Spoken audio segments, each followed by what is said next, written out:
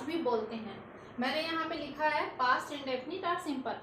Past simple को ही past indefinite भी कहा जाता है, चाहे आप इंडेफिनिट बोलें या सिंपल बोलें, बात एक ही है। तो चलिए देखते हैं पास्ट सिंपल जो है हमारा, उसकी पहचान क्या है। तो हमने यहाँ पे लिखा है, अगर किसी भी वाक्य के अंत में अगर आपको ता था, ती थी, ते थे अगर आता है, या आया, गया, खाया, पी, गए, ऐसे शब्द अगर आपको दिखाई देते हैं तो आपको पता चल जाएगा कि वो पास्ट सिंपल है। पास्ट सिंपल होता क्या है? पास्ट सिंपल में जो भी वाक्य आते हैं वो हमें भूतकाल के बारे में बताते हैं। जैसे कि राम स्कूल जाता था, अब नहीं जाता है। सीता नृत्य करती थी, वे तीर्थ गए थे या जाते थे। राम स्कूल से आया, पास्ट की बात है। फिर वह किताब खरीदने गया। मैंने आम खाया, सीता ने दूध पिया, वे बाजार गए। तो ये सब क्या है? पास्ट की बातें हो रही है, भूतकाल की बातें हो रही है। इसीलिए आपको जनरली वाक्य के अंत में ऐसे शब्द दिखाई दे सकते हैं। तो चलिए हम एक एक करके सभी सेंटेंसेस को देखेंगे। सबसे पहले हमको अफर्मेटिव देखना है, फिर निगेटिव, फिर इंट्रोगेटिव। तो सबसे पहला जो हमने यहाँ पे लिखा है वो है अफर्मेटिव, जिसे हम सकारात्मक भी कहते हैं। इसका अपना एक रूल है। रूल क्या बोलता है कि सबसे पहले हमको सब्जेक्ट लिखना है, फिर वर्ब का सेकंड फॉर्म और ऑब्जेक्ट। पूरे टेंस में केवल पास्ट सिंपल ही एक ऐसा टेंस है जहां पे क्रिया का दूसरा रूप लगता है, बाकी कहीं पे भी क्रिया का दूसरा रूप का उपयोग नहीं होता है। इसमें भी पास्ट सिंपल का जो अफर्मेटिव है उसमें क्रिया का दूसरा रूप रहेगा। अगर इसी को हम लोग निगेटिव में बनाएंगे या इंट्रोगेटिव बनाएंगे तो क्रिया का पहला रूप फिर से बदल जाता है, फिर से क्रिया का पहला रूप आ जाएगा।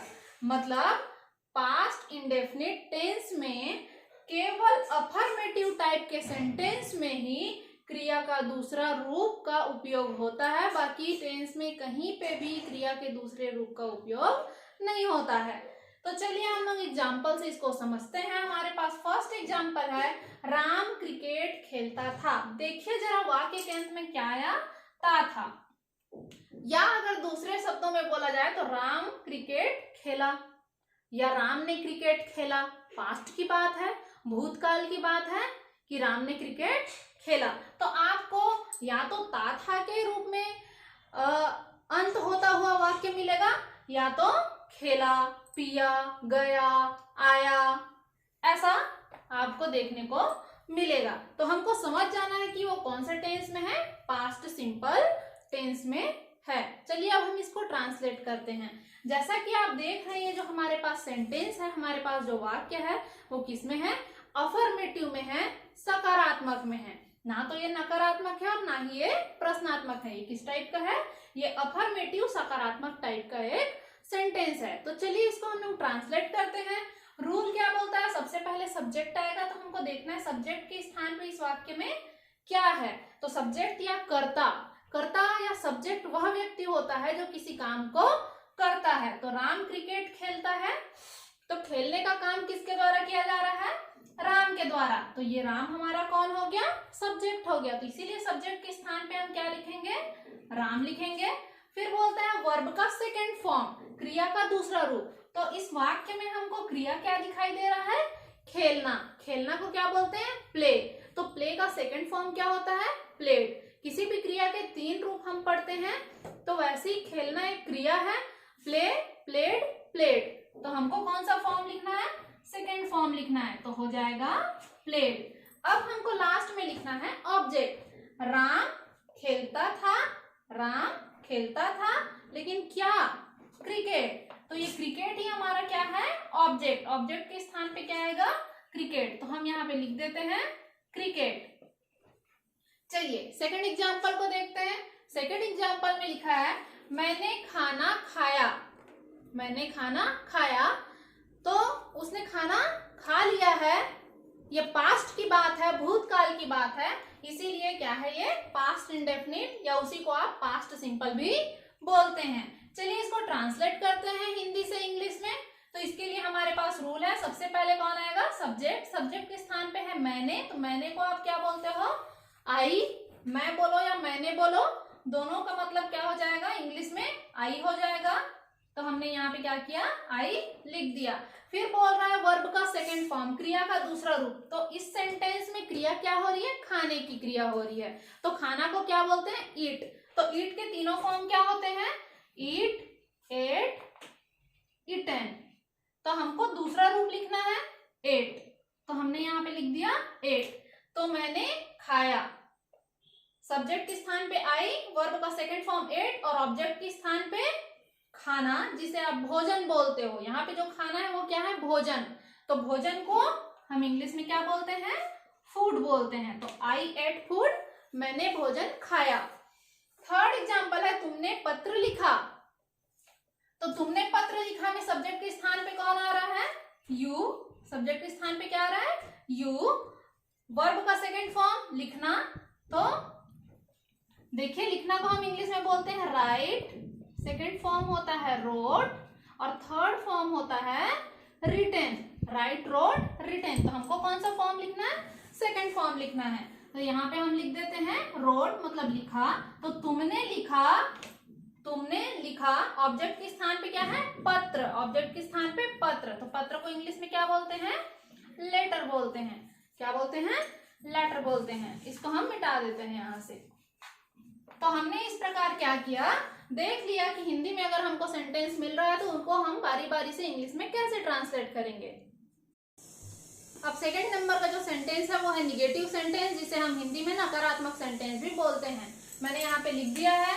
इसका रूल देख लेते हैं कि क्या होता है। इसके रूल में सबसे पहले हमको चाहिए होता है सब्जेक्ट। जैसे कि आपको पहले से ही पता है कि चाहे कोई सा भी सेंटेंस हो, है ना, सबसे शुरू में आपको क्या मिलेगा, सब्जेक्ट मिलेगा, और सबसे लास्ट में हमको क्या मिलता है, हमेशा ऑब्जेक्ट। तो खेल किस चीज का रहता है, टेंस में केवल और केवल क्रिया का, कि क्रिया का कौन सा रूप लगने वाला है और उसमें सहायक क्रिया क्या लगेगा। केवल दो चीज हमको ध्यान देना होता है कि सहायक क्रिया क्या लगेगा और मुख्य क्रिया का कौन सा रूप रहेगा। तो वैसे ही हमने सबसे पहले सब्जेक्ट लिखा है। पास्ट का जो सिंपल था उसका अफर्मेटिव सेंटेंस हमने देखा, उसमें हमने देखा था कि सब्जेक्ट प्लस वर्ब का सेकंड फॉर्म, कौन सा रूप था, वर्ब का दूसरा रूप था, और लास्ट में ऑब्जेक्ट था। लेकिन अगर आप इसी को निगेटिव बनाते हैं, पास्ट सिंपल का ही अगर आप निगेटिव बनाते हैं, तो क्रिया का दूसरा रूप बदल के फिर से क्रिया के पहले रूप में आ जाएगा। और साथ ही निगेटिव है इसलिए क्या लग जाएगा, नॉट लग जाएगा। और आपको पता है नॉट कभी भी अकेले नहीं आता है, हमेशा अपने किसी न किसी बेस्ट फ्रेंड के साथ आता है। और नॉट का यहाँ पे बेस्ट फ्रेंड कौन है, हेल्पिंग वर्ब। तो पास्ट सिंपल के निगेटिव में जो हमको हेल्पिंग वर्ब लेना है वो कौन सा है, डिड। कौन सा है, डिड। तो हमारा रूल बन के तैयार हो जाता है सब्जेक्ट, लास्ट में लिखना है ऑब्जेक्ट, निगेटिव बना रहे इसलिए क्रिया का पहला रूप हो जाएगा। निगेटिव है इसलिए हमने नॉट लिखा, नॉट अकेले नहीं आता है, किसी न किसी हेल्पिंग वर्ब के साथ आता है। तो यहाँ पे जो इसका हेल्पिंग वर्ब है वो कौन है, डिड है। चलिए आगे देखते हैं। एग्जाम्पल फर्स्ट, राम क्रिकेट नहीं खेलता था। राम क्रिकेट नहीं खेलता था। वाक्य के अंत को देखते हैं। वाक्य के अंत में लिखा है था, है ना, या राम ने क्रिकेट नहीं खेला, ये भी हो सकता है। तो चलिए इसको ट्रांसलेट करते हैं। जब हम ट्रांसलेट करेंगे तो सबसे पहले हमको चाहिए होगा सब्जेक्ट। सब्जेक्ट के स्थान पे है कौन, राम, तो हमने लिख दिया राम सब्जेक्ट के स्थान पे। फिर हमको क्या चाहिए, डिड चाहिए, तो हमने यहाँ पे डिड भी लिख दिया। फिर चाहिए हमको नॉट, तो हमने नॉट लिखा। फिर वर्ब का फर्स्ट फॉर्म, क्रिया का पहला रूप, क्रिया क्या हो रहा है, खेलना। खेलना को क्या बोलते हैं, प्ले, तो हमने यहाँ पे लिख दिया प्ले। और लास्ट में ऑब्जेक्ट, खेल तो रहा है लेकिन क्या चीज, तो क्रिकेट। तो क्रिकेट हमारा क्या हो जाएगा, ऑब्जेक्ट, तो हमने यहाँ पे लिख दिया क्रिकेट। सेकंड एग्जांपल देखते हैं। मैंने भोजन नहीं किया। मैंने भोजन नहीं किया, ठीक है। तो अब इसको ट्रांसलेट करेंगे तो हमको सबसे पहले क्या चाहिए, सब्जेक्ट चाहिए। सब्जेक्ट के स्थान पे कौन है, आई है। फिर क्या लिखना है हमको, डिड लिखना है। उसके बाद क्या लिखना है, नॉट। फिर बोलता है वर्ब का फर्स्ट फॉर्म लिखो, क्रिया का पहला रूप, तो करना, ठीक है ना। या भोजन करना बोलो या भोजन को खाना बोलो, मतलब मेन क्रिया क्या हो रही है, खाने की क्रिया हो रही है। यहाँ पे मैंने भोजन नहीं किया या मैंने भोजन नहीं खाया, ऐसा होना चाहिए था। तो खाना को क्या बोलते हैं? एट। ईट, एट, ईटन, ईट, एट, ईटन। क्रिया का तीनों रूप हो गया, खाना, ईट, एट, ईटन। तो हमें कौन सा रूप चाहिए? क्रिया का पहला रूप। तो हमको क्या लिखना है? यहाँ पे ईट लिखना है। फिर लास्ट में बोलता है ऑब्जेक्ट। तो आई डिड नॉट ईट, मैंने नहीं खाया। क्या नहीं खाया? भोजन। तो भोजन को इंग्लिश में क्या बोलते हैं? फूड। तो हमने यहाँ पे फूड लिख दिया। थर्ड एग्जाम्पल देखते हैं। थर्ड एग्जाम्पल में लिखता है तुमने पत्र नहीं लिखा। तो तुमने पत्र नहीं लिखा को अब ट्रांसलेट करेंगे तो क्या हो जाएगा? सब्जेक्ट के स्थान पे तुमने, तुमने को क्या बोलते हैं? यू। फिर हमको क्या चाहिए? डिड। उसके बाद क्या चाहिए? नॉट। वर्ब का फर्स्ट फॉर्म, क्रिया का पहला रूप। क्रिया क्या हो रहा है? लिखना। तो लिखने को क्या बोलते हैं? राइट। और लास्ट में है ऑब्जेक्ट। तो ऑब्जेक्ट के स्थान पे क्या है? पत्र, जिसे हम इंग्लिश में लेटर भी बोलते हैं। जो थर्ड टाइप ऑफ हमारा सेंटेंस है वो इंट्रोगेटिव, जिसे हम हिंदी में प्रश्नात्मक सेंटेंस भी बोलते हैं। तो पास्ट इंडेफिनिट, जिसे हम पास्ट सिंपल भी कहते हैं, उसका जो थर्ड टाइप का सेंटेंस हमको देखना है वो है इंट्रोगेटिव, जिसे हम प्रश्नात्मक भी कहते हैं। तो चलिए उसका रूल क्या होता है हम देख लेते हैं। इंट्रोगेटिव के लिए हमेशा हमने दो रूल देखा है, rule number 1 and rule number 2। और आपको एक बात और पता है कि टेंस में मैंने आपको हमेशा बोला है कि चाहे कोई सा भी टेंस हो आपका, उसमें आपको केवल अफर्मेटिव के रूल को याद करना है, सकारात्मक के रूल को याद करना है। अगर एक बार आपको सकारात्मक, जिसे हम अफर्मेटिव भी बोलते हैं, उसका अगर आपको रूल याद हो जाता है तो निगेटिव और इंट्रोगेटिव बनाना बहुत ज्यादा आसान हो जाता है। आपको कुछ नहीं करना होता है। अगर आपको निगेटिव बनाने के लिए बोलता है तो हेल्पिंग वर्ब के जस्ट बाद में आपको नॉट लगा देना है और निगेटिव बन जाएगा।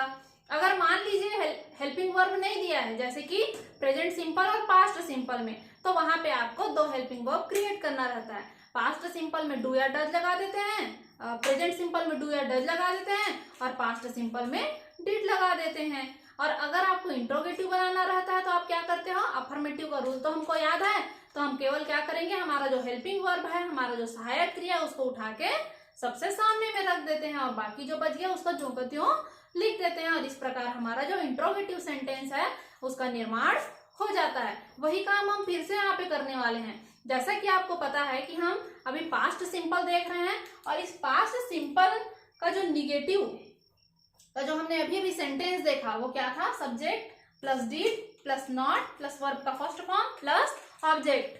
ठीक है, तो अभी हमको इसी निगेटिव से क्या करना है? किसका निर्माण करना है? इंट्रोगेटिव का निर्माण करना है। तो हमको क्या करना पड़ेगा? यहाँ पे जो सहायक क्रिया दिया गया है, सहायक क्रिया क्या दिया गया है? डिड। इसको उठाएंगे और वाक्य के सबसे शुरू में यहाँ पे लिख देंगे, सब्जेक्ट से भी पहले। तो अगर डिड यहाँ से उठ के सामने आ गया, और चूंकि अभी हम क्या करने वाले हैं? निगेटिव से इंट्रोगेटिव बनाने वाले हैं, प्रश्नात्मक बनाने वाले हैं, तो यहाँ पे नॉट का कोई रोल नहीं है, तो हम नॉट को गायब कर देंगे।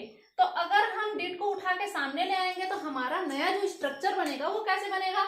ये डिड उठ के सबसे सामने आ गया तो सबसे पहले क्या हो जाएगा? डिड हो जाएगा। फिर क्या बच रहा है? सब्जेक्ट। हमने सब्जेक्ट को लिख दिया, फिर वर्ब का फर्स्ट फॉर्म और लास्ट में ऑब्जेक्ट। चूंकि ये इंट्रोगेटिव सेंटेंस है, प्रश्नात्मक सेंटेंस है, इसलिए लास्ट में क्या लग जाएगा? क्वेश्चन मार्क लग जाएगा। ठीक है, चलिए अब रूल नंबर 1 बन गया, तो रूल नंबर 2 बनाना और भी ज्यादा आसान है। हमको कुछ नहीं करना होता है, हमारा रूल नंबर जो 1 है उसी को ज्यों का त्यों हमको लिख देना होता है। डिड सब्जेक्ट वर्ब का first form object, did subject verb का फर्स्ट फॉर्म और ऑब्जेक्ट। तो इन दोनों में डिफरेंस क्या है कि जो सेकंड हमारा जो रूल होता है उसके जस्ट सामने में हमको एक चीज एक्स्ट्रा लगा देनी होती है, और वो क्या होता है? WH word. आपको पता है WH वर्ड क्या होता है? WH वर्ड प्रश्नात्मक शब्द होते हैं। जैसे हिंदी में क्या, क्यों, कब, कहाँ, कैसे बोलते हैं, उसी प्रकार अंग्रेजी में जो प्रश्नात्मक शब्द होते हैं वो होता है what, when, why, where, whose, whom, which, when. ठीक है, तो इस प्रकार के शब्दों को हम क्या बोलते हैं? WH वर्ड बोलते हैं। अब एग्जाम्पल से हम समझ लेते हैं। हमारा जो फर्स्ट एग्जाम्पल है, लिखता है क्या राम क्रिकेट खेलता था?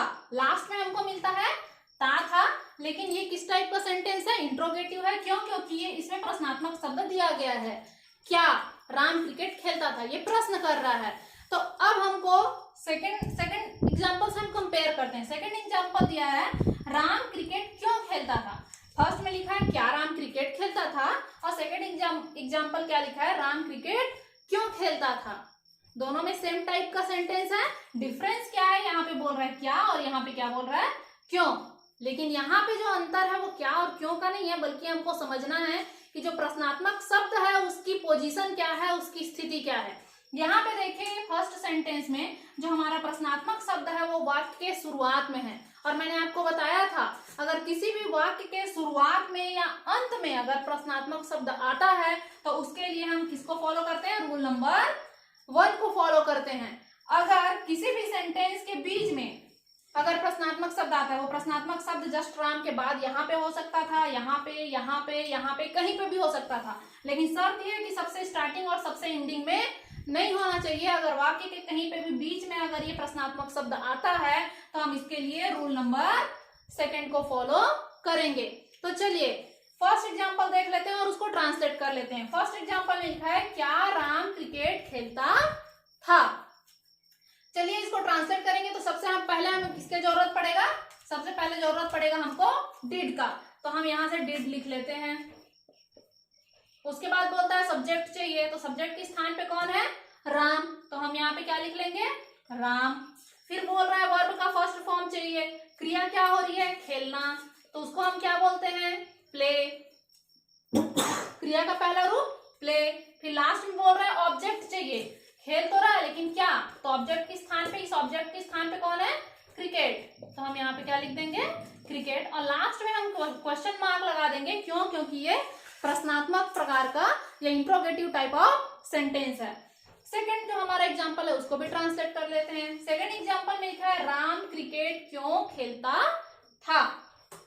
इसमें हमको सबसे पहले चाहिए WH वर्ड। WH वर्ड मतलब प्रश्नात्मक शब्द। तो क्यों के लिए प्रश्नात्मक शब्द क्या होता है इंग्लिश में, वाई।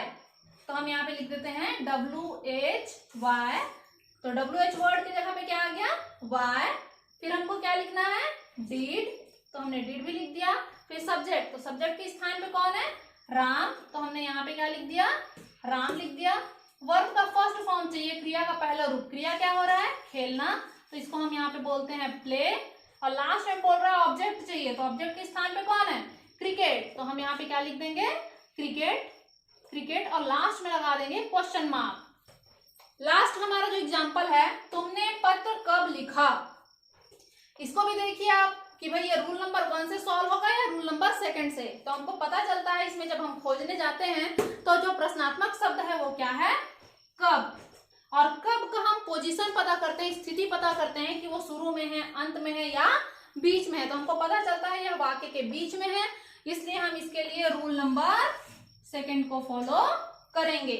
रूल नंबर 2 के अनुसार सबसे पहले हमको क्या चाहिए होगा, WH वर्ड। तो कब के लिए WH वर्ड क्या होता है, when। कब को इंग्लिश में क्या बोलते हैं, when। और WH वर्ड इसलिए क्योंकि इसका स्टार्टिंग लेटर क्या है, WH है। तो WH वर्ड की जगह पे आ गया when। फिर हमको क्या लिखना है, did। फिर सब्जेक्ट, सब्जेक्ट के स्थान पे क्या है, तुमने, तुमने को ही क्या बोलते हो आप इंग्लिश में, you। फिर बोलता है वर्ब का फर्स्ट फॉर्म लिखो, क्रिया का पहला रूप लिखो। तो क्रिया क्या हो रही है, लिखना, तो लिखना को इंग्लिश में क्या बोलते हैं, राइट। और ऑब्जेक्ट के स्थान पे क्या है, पत्र, तो पत्र को इंग्लिश में क्या बोलते हैं, लेटर। तो इस प्रकार से आज हमने समझ लिया कि पास्ट सिंपल, जिसे हम पास्ट इंडेफिनिट भी बोलते हैं, उसमें जो तीनों टाइप के सेंटेंस होते हैं, अफर्मेटिव, निगेटिव और इंट्रोगेटिव, उसका रूल क्या होता है, विथ एग्जाम्पल। तो ऐसे ही वीडियोस में आपके लिए